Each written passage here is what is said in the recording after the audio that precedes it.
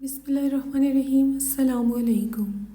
سیٹھ صاحب نے حقارت آمیز لہجے میں محمد افضل عرف پھجے کو پھجو کہہ کر آواز دیتے ہوئے بلایا تو وہ یوں دوڑا آیا جیسے ایک وفادار کتا اپنے مالک کے کہنے پر دم ہلاتے ہوئے آتا ہے۔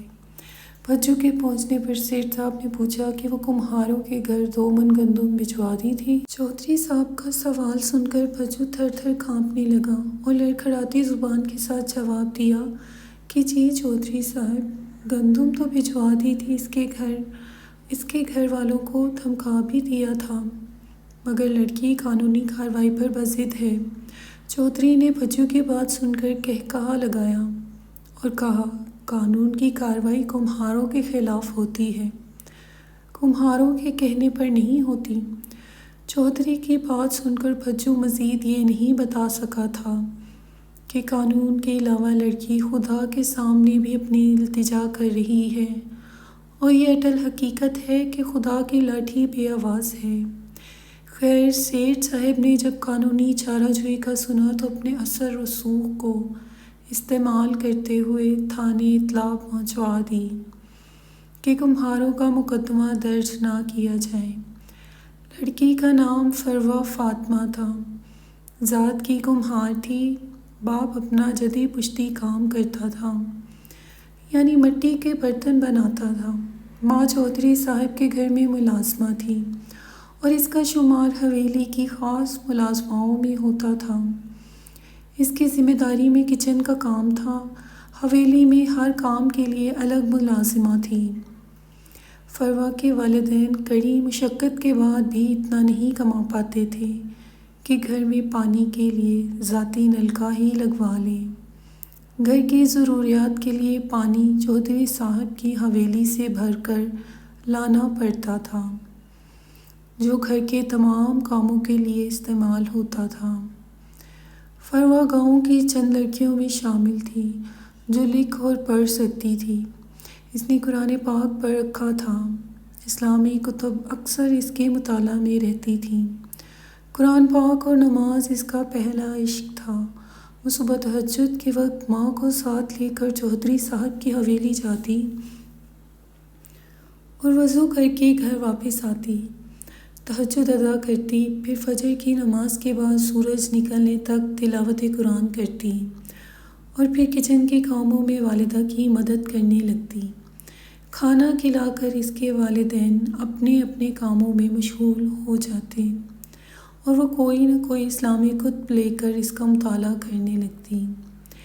پچھلے چند دن سے اس کی والدہ کی صحت انتہائی خراب تھی۔ وہ حویلی میں کام پر نہیں جا رہی تھی، البتہ بیٹی کے ساتھ وضو کروانے وہ حویلی ضرور جاتی تھی، کیونکہ جوانی کی دہلیز پار کرتی بیٹی کی عزت کے معاملے میں وہ بہت حساس تھی۔ مگر طبیعت زیادہ بگڑ جانے پر وہ 2 دن سے بیٹی کے ساتھ نہیں جا پا رہی تھی۔ آج جب فروہ وضو کرنے کے لیے وقت تہجد حویلی پہنچی تو چودھری کا بیٹا شیطان کا روپ دھارے اس کی عزت تار تار کرنے کے لیے تیار بیٹھا تھا۔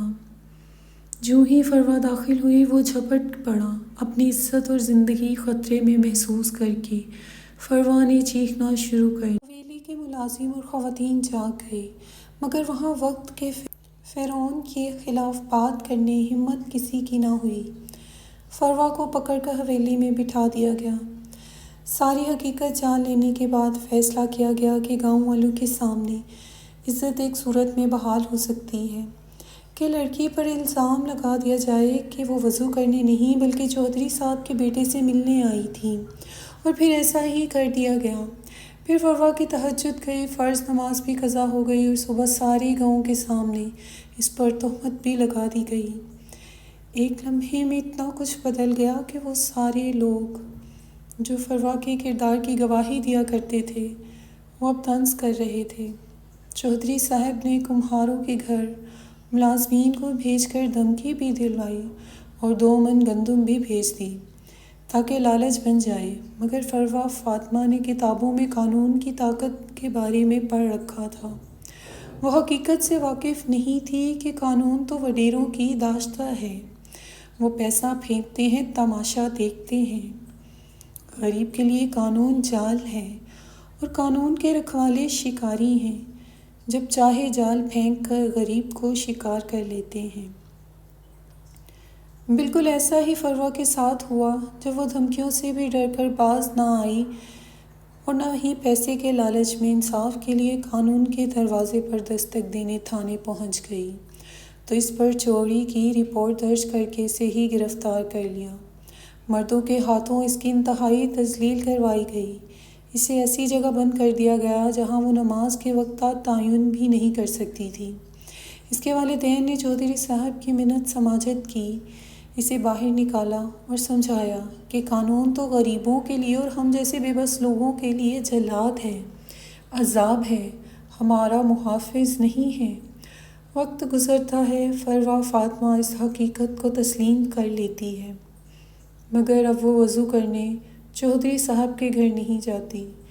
تمیم کر کے آنسو بہاتے ہوئے گھر ہی نماز ادا کر لیتی ہے۔ چودھری اپنے انجام کی طرف گامزن ہے۔ اس کا وہی بیٹا قتل ہو چکا ہے اور ایڑی چوٹی کا زور لگا کر بھی چودھری صاحب قاتل کو نہیں ڈھونڈ پائے، نہ ہی آج تک قتل کی وجہ جان پائے ہیں۔ چند دن پہلے ان کی بیٹی اپنے ڈیرے کے ملازم کی محبت میں آ کر گھر سے فرار ہو گئی ہے۔ اپنے سارے تعلقات استعمال کر کے بھی وہ اپنی بیٹی کو واپس حاصل نہیں کر سکے۔ انہی صدموں کی وجہ سے خود فالج کا شکار ہو کر بستر سے لگ گئے ہیں اور ابھی بھی پتہ نہیں کتنی آزمائشیں دے کر مرنا ہے۔